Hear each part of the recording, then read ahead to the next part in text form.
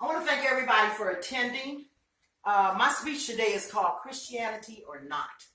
You know, people respect and are attracted to the Christian faith lifestyle of those who are true believers. And the way that they live by faith can and have an impact on those around them. Whether you believe there is a God or whether you disbelieve there is a God, either way, it influences one's perception of the world. It influences one's place in the world. And it influences the life that one leads. And that's a excerpt from A Case for the Existence of God by Dean Overman, and it's on page 7, chapter 2. Now, many people say that the world would be a better place if we lived a Christian life according to the Bible. The world today is in such a disarray. People in the world have become selfish, greedy, ego-crazed, status-starved in their opportunities. We have corrupt police and politicians, racial hatred, and we live with discrimination.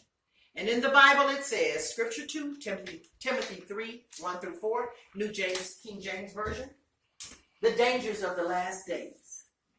You should know this, Timothy, that in the last days there will be very difficult times. For people will love only themselves and their money.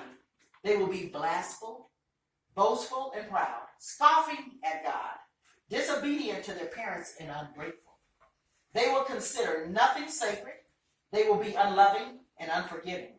They will slander others and have no self-control. They will be cruel and hate what is good. They will betray their friends, be reckless, be puffed up with pride, and love pleasure rather than God. Now, evil exists in this world because man exists in this world. People cause the evil in this world, not God. If there were a true Christian civilization as stated in the Bible, evil couldn't exist. People in the world are so upset because we all lack absolute certainty of what's going on with our lives. We don't know what's happening tomorrow or the next minute. But we all are required to live by faith on something or someone. We may have faith in many things like our country's economy, our own abilities, our personal wealth, our family, our education, our businesses, medical care. It's a number of things, but all of us live by faith. And that's a quote from Dean Overman in A Case for the Existence of God.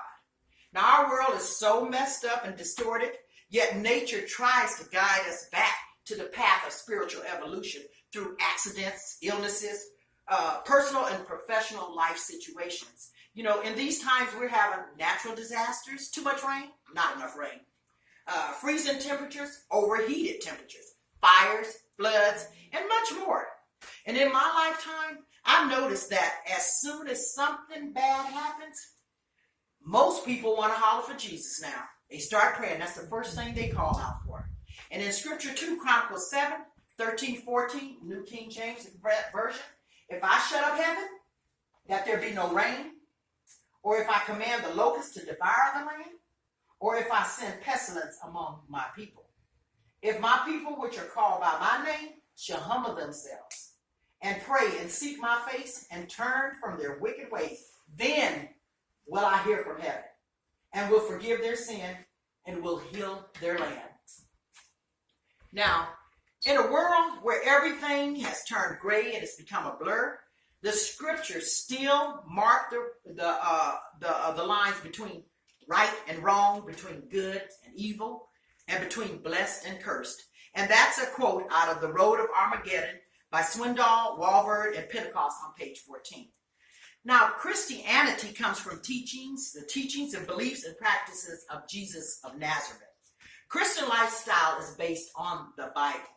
The Christian church's focus and teachings are based on saving humanity from sin. There's no set rules or beliefs to be a Christian. It's based on faith and living a godly life.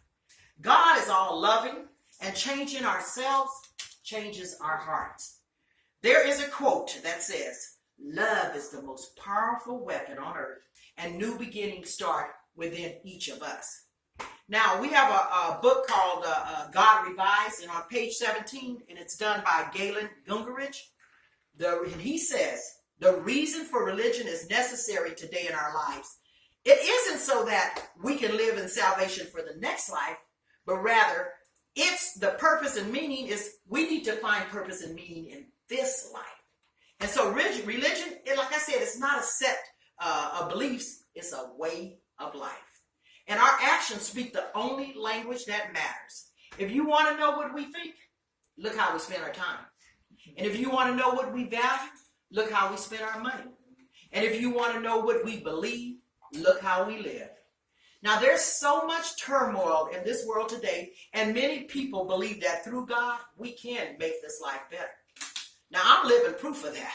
You know, I was brought up in the church as a child, but as an adult, I strayed away from the church. And for many years, and I lived a really colorful life. Now, I could curse like a soldier. I've used alcohol and drugs intermittently throughout my whole life, and which included fornication, cheating, and lying. Now, about 4 years ago, I found myself attending church regularly, and I began studying the scriptures of God, of the Bible, and then soon I found my lifestyle quickly changing, and I got more and more as I got more involved in the church. The first thing that I noticed was I stopped the cursing, and I was like, how did that happen? I've been trying to do that for years, but I know it had to be him. And there's no more real urges for drugs and alcohol. There's no more fornication. I'm waiting on God to send him to me this time, if it's meant to be. It definitely will not be in one of those bars that I used to hang out in. I have changed so much. My friends and family are so glad and surprised to see that I'm living a Christian life these days. And living a godly life has put me in such a peace that I can't explain it. I'm saved. I'm ready for heaven. Not that I'm ready to go, but I'm not afraid when I do. I will go as a saved Christian woman. And in the book, The Road to Armageddon, on page 11, he has a quote. It says, if you stay with the truth of the Bible, you'll never go wrong. Now, do not believe because these times are so hard that there's not people worth following. And there are not models worth emulating.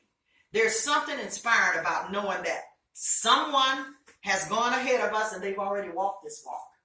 They've already lived this life. And in light of their examples, we can do the same. Now, that's a quote on The Road to Armageddon on page 10.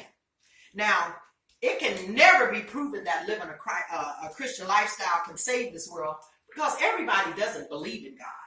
So we'll never be able to experience a world full of Christians. But I am living the Christian lifestyle for the first time in my life, and it has made my life in this world a better place to live in.